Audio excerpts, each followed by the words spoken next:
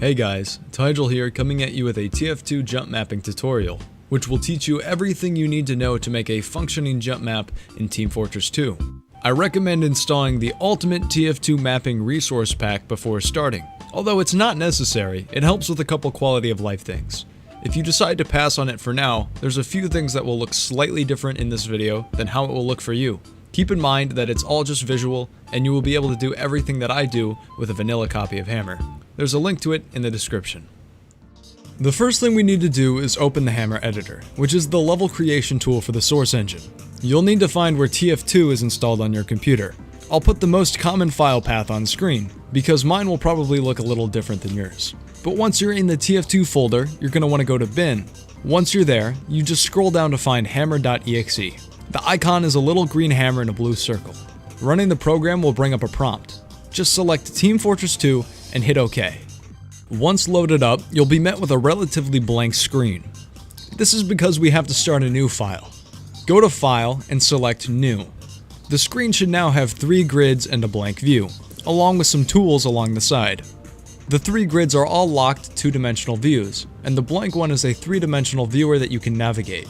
The 3 2-dimensional views are top-down, side-face, and front-face. You can change where these are if you want by clicking the small box that says what view it is. You can also change the sizes of each window by dragging the partition around. If you want it centered again, just hit Ctrl A. You can also change the size of the grid by hitting the bracket keys. You can see the size of your grid and hammer units down in this corner. Personally, I find 16 units to be a comfortable grid size for most things, but you can always experiment with it a little bit to find what you like. You can zoom in and out of the grids by scrolling your mouse wheel, and you can move around by holding down space and dragging with your mouse. To use the 3D viewport, move your mouse over it and hit Z. You can then control it as if you were looking around in a first-person game. You can use your mouse to look around and WASD to move in 3D space. You can also use the scroll wheel to zoom in and out as well. This movement will be more obvious once there's actual geometry in your level. So let's start making one. We'll start with the block tool. This is the primary tool you will be using to create your level geometry.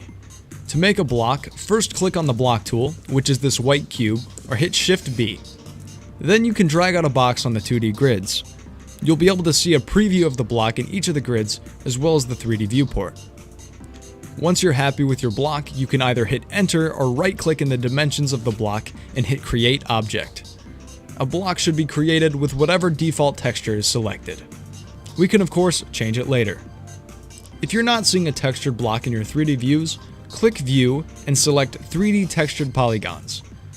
If you would like to change the position or the dimensions of the block after it's been created, you can use the Selection tool. The Selection tool is the topmost tool on the left side of your screen, the big red arrow. You can also hit Shift S. The Selection tool can select things both in the 2D grids as well as the 3D viewport.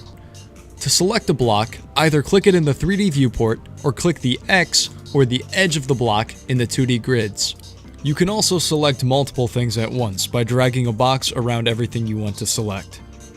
Once selected, you'll be able to drag it to the dimensions you like, just like in the block tool. To move the block around, just click and drag the selected block to where you'd like on the grid. You can also copy a block by holding down Shift and dragging the block into a new position. If you don't like the changes you've made, you can always just hit Ctrl Z to undo.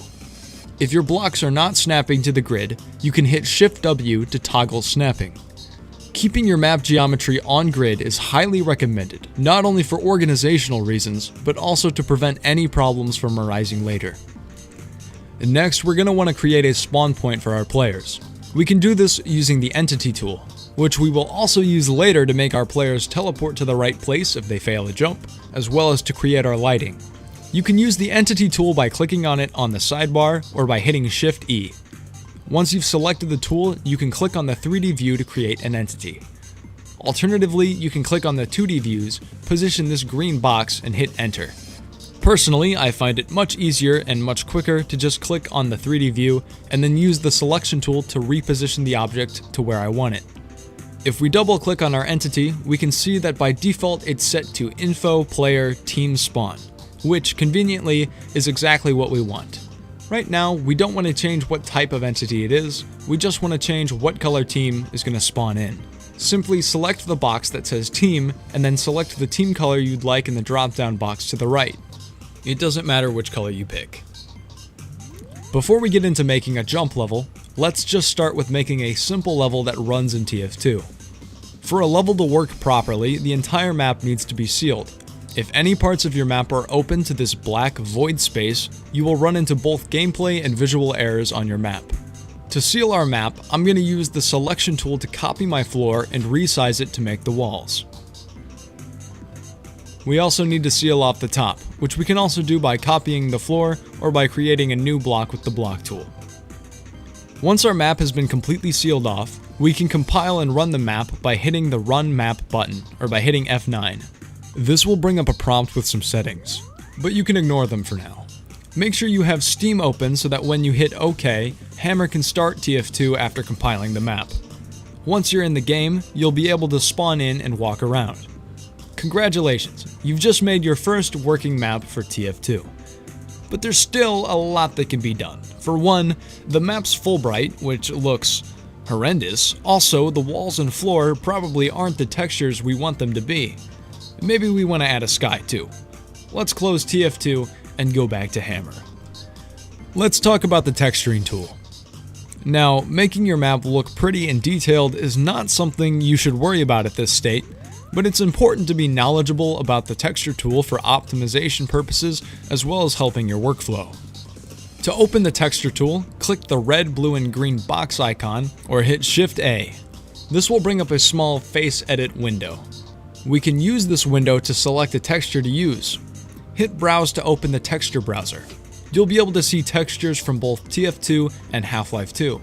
Sometimes it can be hard to find the exact texture you want, but using keywords like wall or grass gives pretty good results. Once you've found a texture you want to use, double-click it. I'm going to use this dev texture. Using dev textures as placeholders is great practice. It's much more efficient to work out the geometry of your level before you start detailing. Anyway, once you have a texture selected, you can right-click on faces in the 3D viewport to change their texture. You can still hit Z to move around while the face edit window is open. You can also select textures by left-clicking on a face with the face edit window open. If you're going to be reusing a texture, this is often much easier than trying to find it again in the texture browser. An easy way to make sure your textures line up with each other is to utilize texture wrapping. Just select the face you want your texture to line up to, and then hold Ctrl while right-clicking the other faces you want painted with that texture. In some cases, you might need to manually align a texture. You can also do this in the face edit window. Making sure your textures line up is an easy way to make your map look good without much effort. Although textures are mainly used for visual effect, textures can also be used for other things. These are called tool textures. If you type tools in the texture browser, you'll be able to see what tool textures are available. The first one I'll talk about is No Draw. No Draw is pretty self-explanatory. It's a texture that's not rendered by VRAD in the compile process.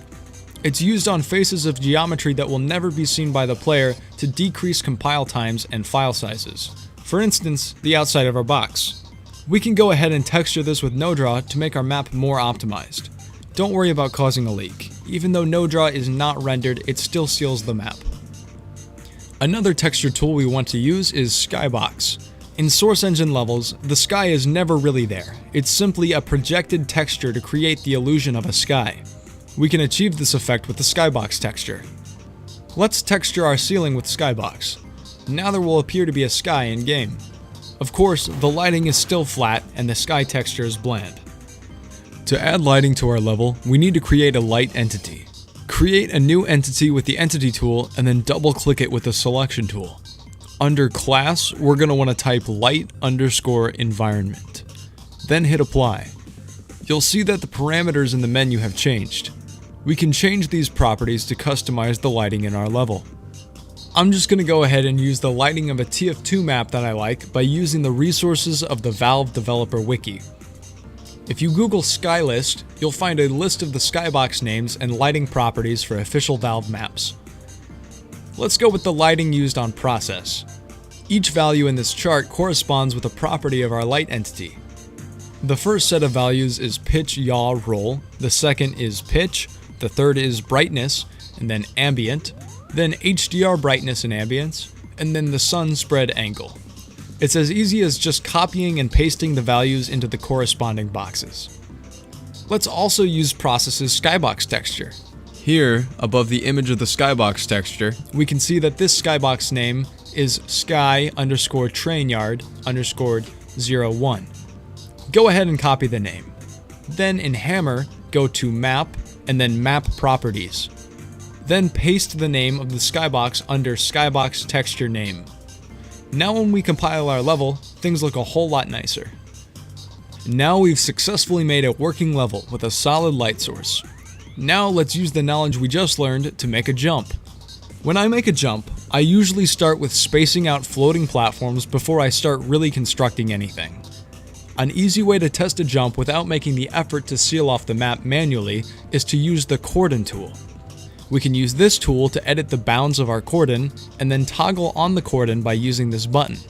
Only things inside the cordon's bounds will be loaded and completely sealed from the void.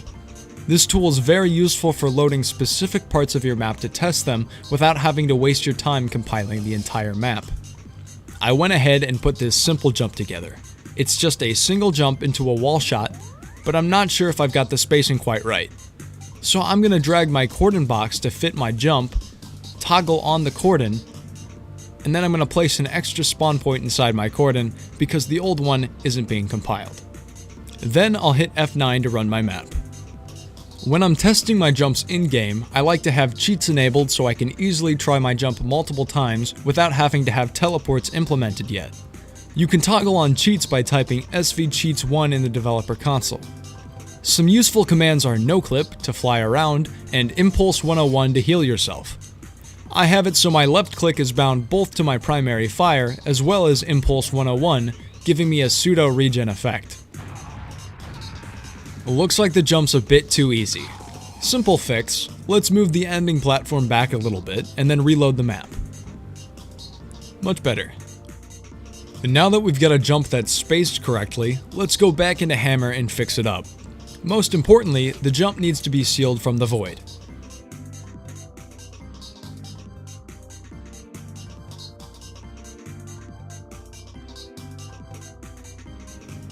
Now that our jump's completely sealed, we have a few things left to think about.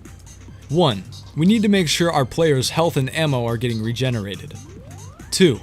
We need to teleport our player back to the start of the jump if they fail. And 3. We need to make sure that the player can only shoot the walls that we want them to.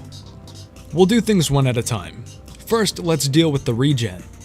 In our texture tool, we're going to browse for yet another tool texture. This time, we're going to use trigger. Then, using our block tool, let's make a block that covers the space of our jump. Once we've created our trigger block, select it with the selection tool and hit Ctrl T. This will take the block, which by default is just plain old level geometry, and turn it into an entity. Let's change this object's class to a func regenerate. We can leave the parameters as they are. This ugly orange box will be invisible in the game and provide our players with health and ammo as long as they're inside of it. But just having regen can still cause the player to die occasionally, especially on sync jumps. So let's add another trigger to help us out. I'm just going to copy the trigger we just made and double click it. Change the class from a func regenerate to trigger_hurt. Then we'll change the property damage to a high negative number. Move the trigger back into place and you'll be set. It's okay if these brushes are overlapping each other. Next, let's add a teleport. This will use two entities, one to teleport the player when landed on, and another as the teleport destination. First, let's find out where we want our player to be teleported to. Here seems like a good spot. Use the entity tool to place an entity down where you want it. Then double-click that entity and change the class to an info teleport destination. Then give it a name. It doesn't technically matter what you name it, but giving your entities names that are easy to remember and make sense is good practice. Let's call it Jump 1. Next, let's create a trigger block. This time, we'll move it so that it's covering this part of the floor. Press Ctrl T and then change the class to a trigger teleport. Then, under Remote Destination, type in the name of the teleport destination entity. So in my case, Jump 1. Then in the Flags tab, check off the box next to Clients. This box needs to be checked in order for the trigger to actually teleport players. Finally, let's add a way to prevent players from cheating our jump. We can achieve this with yet another trigger block.